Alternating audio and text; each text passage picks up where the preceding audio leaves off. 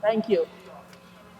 Mr. Speaker, as I stand here today to respond to the budget, which was presented last Wednesday, I do so not in my own strength, but as the good book says, God is my strength and power, and he maketh my way perfect. As I rise, I wish to congratulate you, Mr. Speaker, on your ascension to the office of Speaker of the National Assembly, and I wish you well. Mr. Speaker, the PDP said that given the length of time since the budget was read in this noble House, coupled with the pandemic, that an emergency budget was required. An emergency budget was thus the expectation of the Guyanese people. What the Guyanese people got instead of the emergency budget was a private sector paycheck with a $25,000 hush money. Mr. Speaker, the citizens of this country are expected to hear a budget presentation that captured the seriousness of the impact of COVID-19 on the economy and the population. The people of this country expected to hear a budget focused on programs and policies geared to relieving the citizens of this country from the adverse effects of COVID-19, especially the citizens whose lives were turned upside down during this period. Mr. Speaker, though I am not surprised, I am, however, appalled by what is being touted as our plan for prosperity. The question is, Mr. Speaker, whose plan? After reading this budget speech, it became quite clear who will be prospering. The budget that we have before us, Mr. Speaker, is a private sector budget. It must be noted that the capital projects started by the APNU+AFC administrations are present in the budget, and those are fine. However, the other parts added by the PPPC to address social, economic, and fiscal issues are anti-working class, anti-public servant, anti-environment, and anti-progressive. To further underscore this point, if anyone took one look at the members of the Private Sector Commission now roaming the halls of the executive in official capacities, it would leave little doubt that the paymasters are being repaid. Mr. Speaker, in the first 4 paragraphs of the honorable member's budget presentation, the word democracy was mentioned 3 times. Please allow me to help the honorable members on the other side to understand what democracy is not, in the hope that they will also understand that so much of what they are doing is wrong and change their approach. Democracy is not locking staff out of their offices because you deem them to be political appointees. Democracy is not moving a public servant from one region to another in an attempt to frustrate him because his political views does not align with yours. Democracy is not a minister overreaching to become a police investigator and question someone in custody. Democracy is not a minister using his position to coerce a citizen held in custody beyond 72 hours to incriminate a fellow citizen so that said minister can fulfill his political agenda. So yes, Mr. Speaker, it is easy to proclaim democracy, but as the saying goes, actions speak louder than words.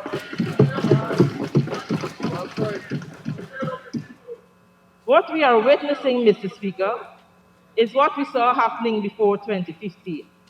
And I quote from Bread and Justice: "They are eschewing democratic practice and ruling through the means of political repression, victimization, and the limitation of popular expression and of the participation in national life of all but the most loyal supporters of the ruling elite, manipulating racial and tribal divisions among the people in order to consolidate their rule."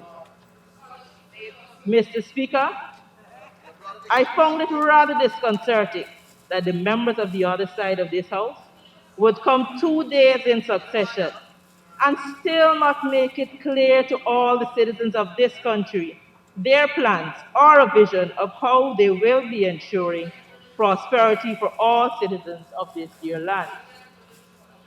Mr. Speaker, 2 days and no clear message on how they will be dealing with rapid increase in the COVID-19 deaths.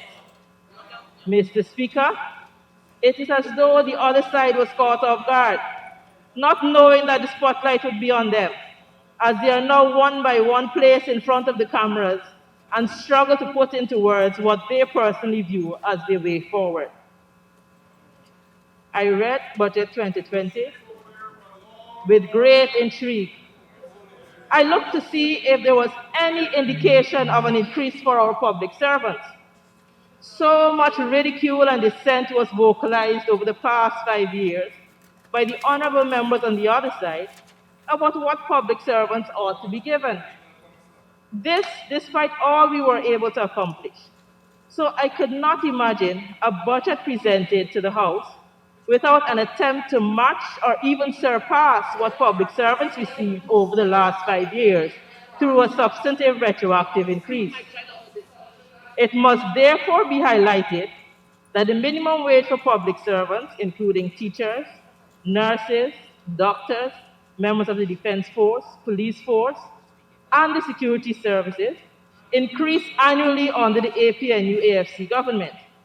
Imagine, Mr. Speaker, in 2015, we raised the minimum wage by 26%, 2016 by 10%, 2017 by 20%, 2018 by 7%, and 2019 by 9%. Overall, minimum wage was raised by 77%, or from $39,570 to $70,000. Specific issues related to salaries and allowances for our nurses, teachers, and super cleaners that were pending for many years prior are among the benefits accrued by public servants under the APNU+AFC administration. So I must ask the honorable members on the other side, why have they chosen to neglect the public servants in this budget? Mr. Speaker, we have a right to believe whatever we want, but not everything we believe is right. Mr. Speaker, the honorable member Rodriguez noted yesterday that GWI had increased its employment number by over 100%. Mr. Speaker, the honorable member thought that increased employment was a travesty. As the honorable member obviously did not take the time to become au fait with the workings of GWI, she would not be aware that we came into office in 2015 and met innumerable communities not having water. I know my colleague MP Ferguson would respond in detail to this. And so I will go no further than to say, maybe the honorable member should take a look at the accomplishments of GWI in the past 5 years and determine whether this could be done with the meager staff that were in place in 2015. Honorable members on the other side are highlighted that they intend to create 50,000 new jobs. But at every turn, Mr. Speaker, they are seeking to get rid of public servants. This begs the question, is it their intention to fire the entire public service, then rehire people as they attempt to reach their 50,000 goal?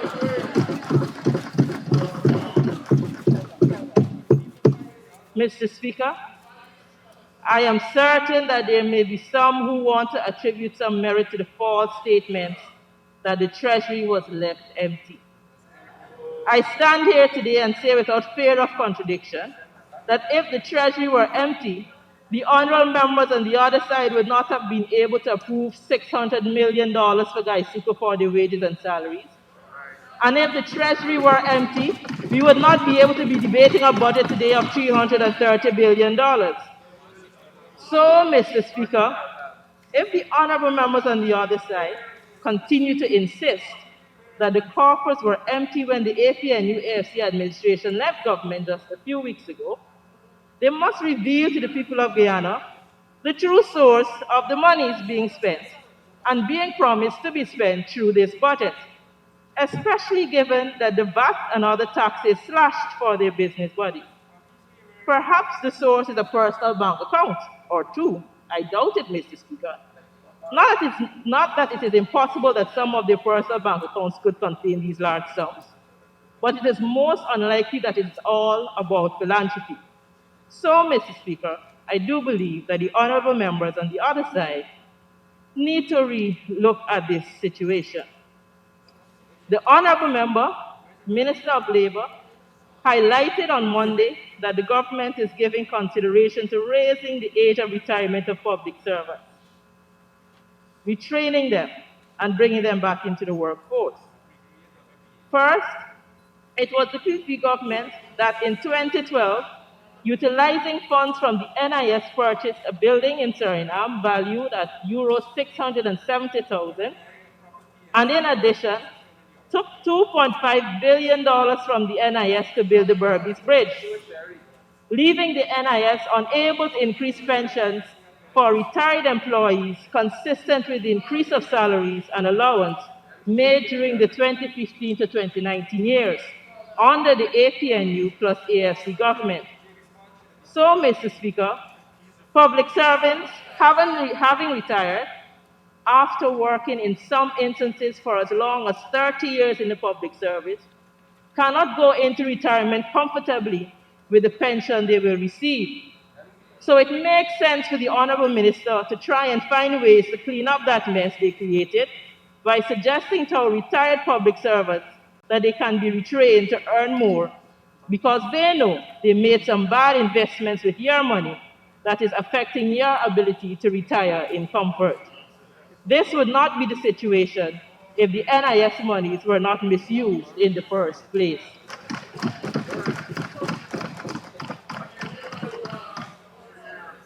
Further, Mr. Speaker, I should bring to your attention that many youths heard the statement and were confused.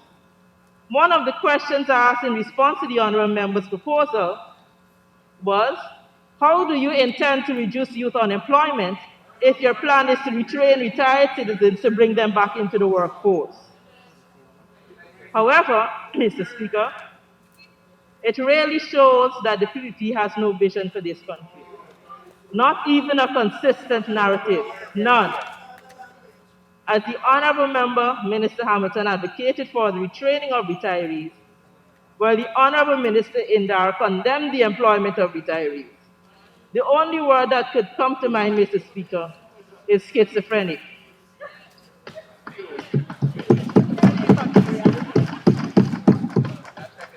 Mr. Speaker, there is nothing of substance in the budget for public servants. What we have instead is a clear indication that the PPP intends to significantly reduce the human resources currently in the public service. This, Mr. Speaker, is the deceptive nature of Budget 2020. Mr. Speaker, I quote from a famous book that states what is before us. Their tongue is a deadly arrow. It speaks deceit. With his mouth, one speaks peace to his neighbor, but inwardly he sets an ambush for him. Why do I say this, one may wonder? Let us start by focusing on the statements made by the honourable member during his budget speech presentation. The heading given to the section that focuses on public administration is entitled Public Service Human Resource Development. This gives the impression that the main focus for the Ministry of Public Service would be creating and implementing policies and programs that would develop the human resources currently in the public service. Honourable Member Edgell stated, and I quote, "We intend to oversee and implement new management practices such as performance management system while exploiting technological advancements." On its face, this appears to be a transformative approach. However, it must be looked at in the context of what this regime has done thus far. Requests have been made for the names of all who were employed during the period of the APNU+AFC administration.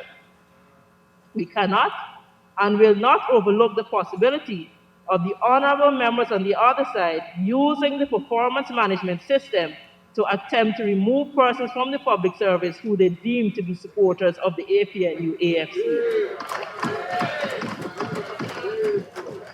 Mr. Speaker, Honorable Member Ms. Farag made public statements on scholarships to which I previously responded. But in addition, it appears, Mr. Speaker, that the honorable member is confused between the meaning of demographic and geographic. So I feel the need to explain.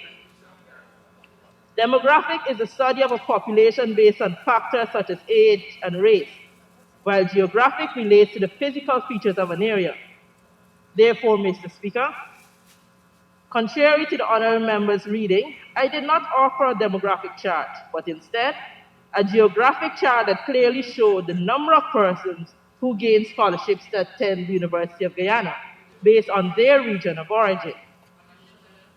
The Department of Public Service awarded scholarships for students to attend local institutions other than UG, as well as international institutions. And thus, the Honorable Member Farag's conclusion that the number shown represented the total number of scholarships was false. Honorable Member Farag's statement that scholarships were skewed to one demographic and geographic in Guyana can only be seen for what it is, a view of the PPP that the APNU+AFC would do exactly what they did while they were previously in office. Mr. Speaker, I must assure this Honorable House that if the Honorable Minister actually takes the time to peruse the data, she would recognize that her statements and beliefs are skewed and not the management or distribution of scholarships over the last 5 years. Mr. Speaker, I request that it be placed on record that the scholarships awarded under the David Granger-led administration were consistent with the applications received. If candidates from a particular ethnic group applied for scholarships more than candidates from other groups, then one would expect the numbers of scholarships awarded to be consistent with this fact.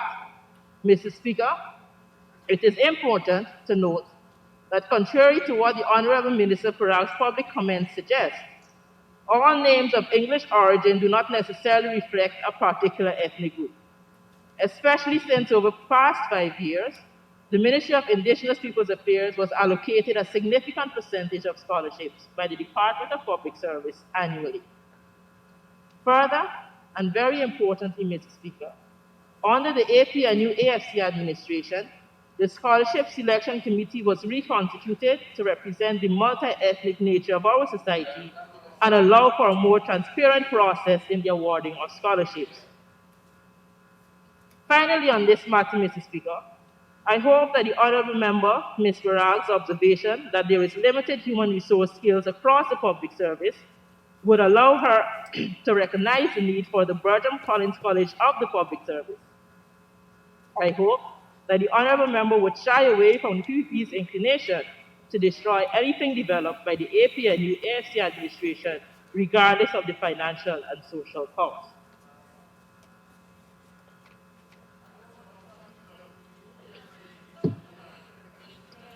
You're going to find out.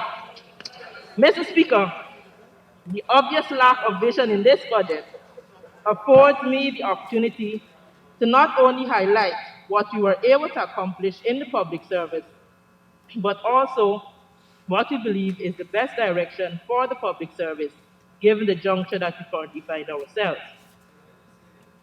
Within a week of budget presentation on 10 August 2015, President David Granger set up a COI to conduct a diagnostic review of salaries, condition of service, training, and other matters pertaining to the improvement of the efficiency of the performance, it's on Ms. Farag's desk, of the performance of the public service and the well-being of the public servants in the public service. The COI report was adopted in the last quarter of 2016.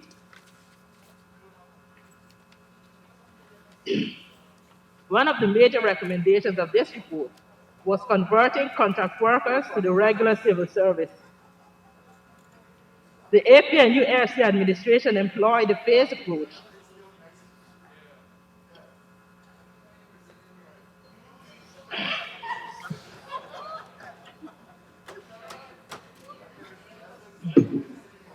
The APNU+AFC administration employed a phased approach to tackle the recommendations made in the Commission of Inquiry into the Public Service. In phase one, we concentrated on moving contract workers to the public service establishment. By 2019, 80% of contracted workers were moved to the fixed establishment.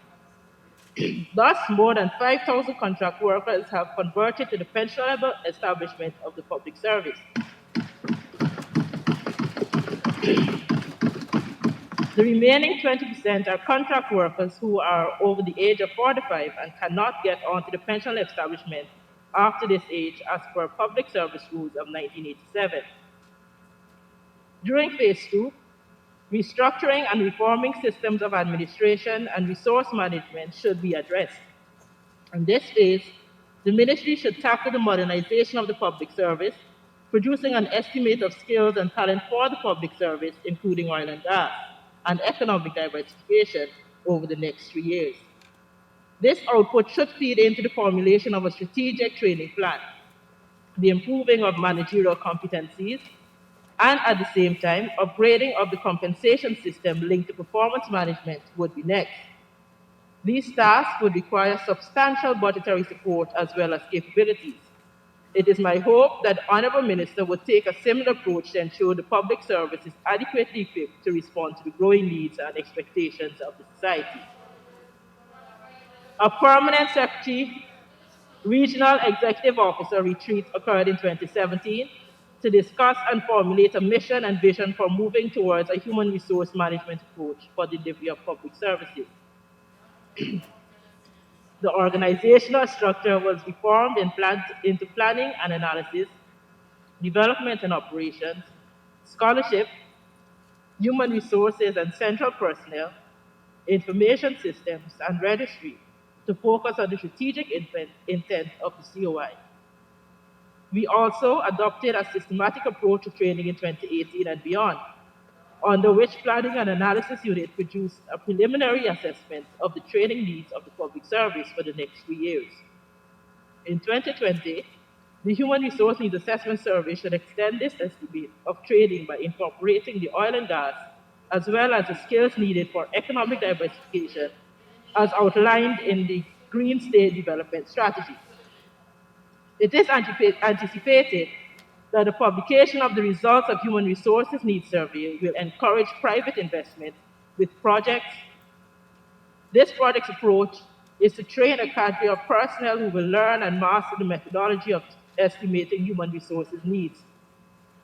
And again, I reiterate, Mr. Speaker, that it's my hope that the Honourable Minister would take a similar approach to ensure that the public service is adequately equipped to respond to the growing needs and expectations of society. The honourable members on the other side would have to make a decision whether they will utilize the recommendation of the COI into the public service or set it aside to get thus because it was established under the APNU+AFC administration. In 2016, the need to improve the quality of human resources within the public sector led to the constituting of the Bertram Collins College of Public Service to provide entry-level professional and specialized training for the public servants who are expected to provide an improved quality of service anywhere in Guyana. Merging the current training unit into the Bertram Collins College of Public Service to provide quality training across the public service has to be a priority. The interventions being costly would require a phased approach over a number of years. And again, I reiterate, Mr. Speaker, that it is my hope that the Honourable Minister will take a similar approach to ensure that the public service is adequately equipped to respond to the growing needs and expectations of society. Mr. Speaker, we as a country, a people, need to recognize that there are some truths and fears that need to be addressed openly. This prejudice, xenophobia, ethnic hatred, racism that bubbles just under the surface of our masked smiles and forced hugs will go nowhere if we continue to pretend it does not exist. If we are to truly live as our motto requires, we must first look within ourselves. If each of us do this and face our own truths, then we will recognize our roles in creating the society that is best for all who call Guyana home. The Ethnic Relations Commission has seemingly lost the confidence of the population, Mrs. Speaker, and maybe our task to constitute our version of the Truth and Reconciliation Commission has come. Mr. Speaker, we are at a serious juncture in our nation's history. We are at a serious juncture in the nation's history. And we stand here day by day to debate a budget, to debate a budget, Mr. Speaker, that is lacking. We spend time here, Mr. Speaker, not recognizing that what we do here is important, that what we do as leaders of this country is important, and the rest of the nation follows what we say and do. And so I would hope, Mr. Speaker, that all members of this House would take cognizance of their role in this society, would take cognizance of what it is that is expected of them as true leaders of this society. And if it is that we are going to live as one in this society, that they would do the necessary and not cost any more.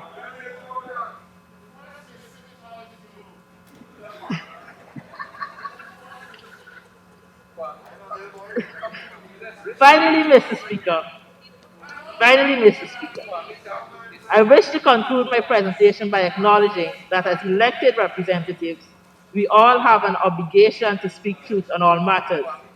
Mr. Speaker, as we meet in the shadow of the gruesome killing of 3 young men, the painful truth of the last few weeks is that justice has not always been even-handed. As a country, we are clearly in internal distress. And if our worst fears are confirmed, we may be adding to that burden a new distress that goes beyond our borders. It is my hope that the historic role that this House has played in ensuring that Guyana is not drawn into partisan conflicts beyond our borders is maintained. I thank you.